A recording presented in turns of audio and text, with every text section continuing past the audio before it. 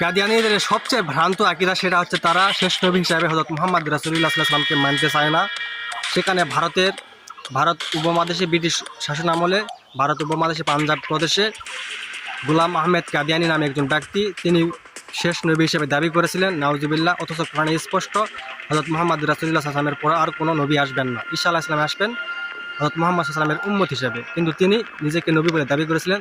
তার অনুসারীরা বর্তমানে কাদিয়ানীদের বাংলাদেশে বীজ বুনে, এটা হচ্ছে পাকিস্তান শাসন আমলে, আইয়ুব সরকারের শাসন আমলে তিনি প্রথম রংপুরে এই কাদিয়ানীদের বীজ বপন করেন। সেই সময় বঙ্গবন্ধু শেখ মুজিবুর ছাত্র নেতা ছিলেন, তিনি সহ বাংলাদেশের জেলা আওয়ামী লীগ নেতা এবং বিভিন্ন মুসলিম নেতা তারা প্রচুর পরিমাণে বাধা দিয়েছিলেন।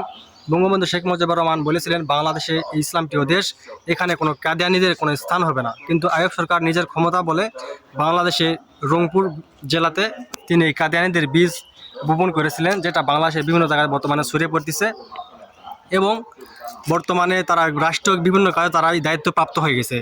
2013 সালে কবির চৌধুরী নামে একজন ব্যক্তি শিক্ষা কমিশনের দায়িত্বে আসেন এবং তিনি প্রথম বাংলাদেশে বিবর্তনবাদ মতবাদটি এটা প্রবর্তন করেন, যেটা হচ্ছে ডারউইনের বিবর্তনবাদ, যেটা বানর থেকে মানুষ, এই ধারণাটা মানুষ তখন থেকে জানতে পারে ছাত্ররা, এবং অনেক ছাত্র আপনারা দেখছেন নাস্তিক হয়ে গেছে।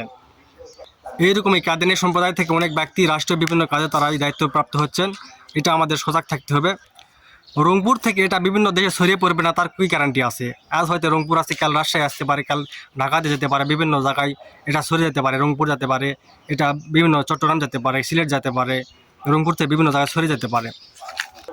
তাই এখনই আমাদের সজাগ হতে হবে। আপনারা ইতিমধ্যে দেখছেন যে কিছুদিন আগে রংপুরে একটা কাদিয়ানীরা একটা সম্মেলন করার চেষ্টা করেছে, সেখানে আমাদের মুসলমানদের সঙ্গে একটা হতাহতের চিত্র আপনারা দেখছেন এবং তাদের কাছে নিজেকে সেফ রাখার জন্য, মুসলমানদের সবাইকে সচেতন করার জন্য ভিডিওটি অবশ্যই শেয়ার করবেন। আপনারা দেখছেন রাজাকারে ফাঁসি চাই, এই জন্য গণজাগরণ মঞ্চে ইমরান এই সরকার নামে একজন ব্যক্তির আবির্ভাব হয়েছিল, তিনিও কিন্তু একজন কাদিয়ানী ছিলেন। কিছুদিন আগে মারা গেল ডক্টর জাফরউল্লাহ, তিনিও বিবর্তনবাদের পক্ষে অনেক যুক্তি দেখিয়েছেন। এই জাফরউল্লাহ তিনিও কিন্তু একজন কাদিয়ানী ছিলেন। শেষ পর্যন্ত সে তওবা করে